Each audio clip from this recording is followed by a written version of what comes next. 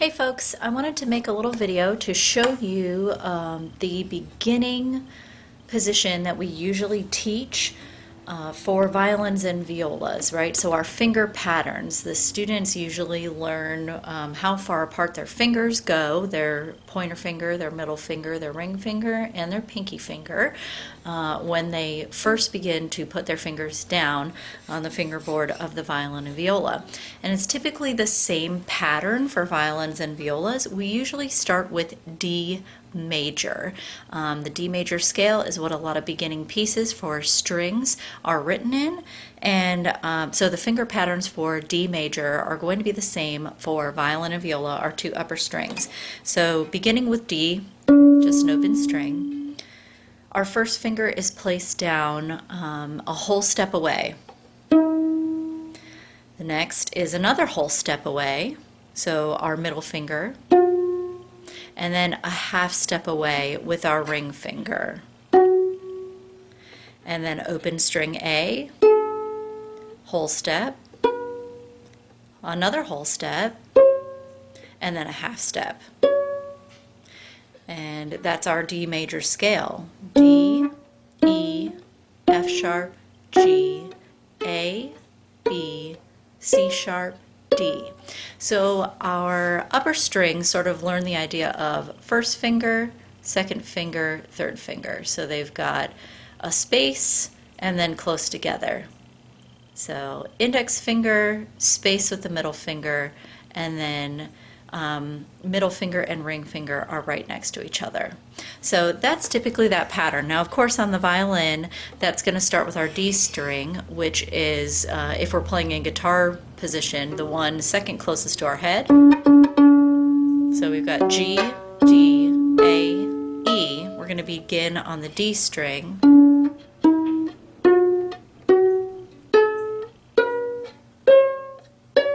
So we've got that series of whole steps and half steps.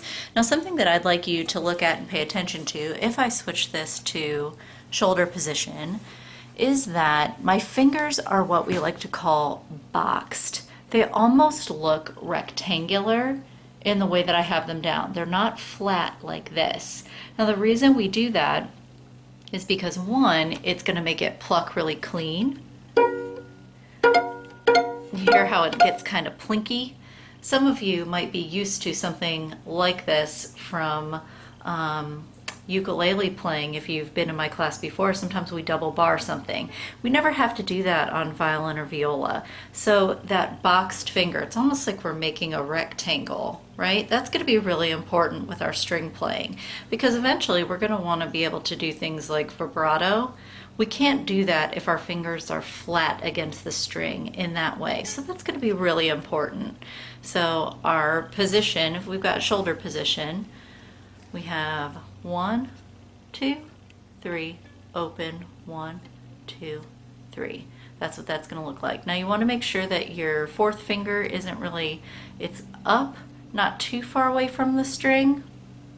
We're eventually going to use it, but not today and not in beginning strings. That's a skill that our upper strings are going to use a little bit later, but today we're not going to worry about it. The thing that I don't want you to get used to is trying to put your finger underneath, right? That's not going to do you any good. That's a lot of extra work, and it provides tension in your wrist that you don't want to have. If we put it back in guitar position, right, so cradled like this, you can just see that boxed finger. We want that rectangular shape over our fingerboard.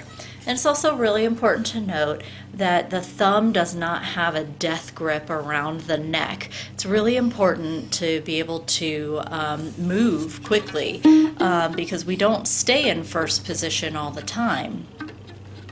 Most string players have to do what's called shifting, meaning that we move up or down the fingerboard, and our thumb has to slide up and down the neck easily. And when you have like a death grip, that does not work really well.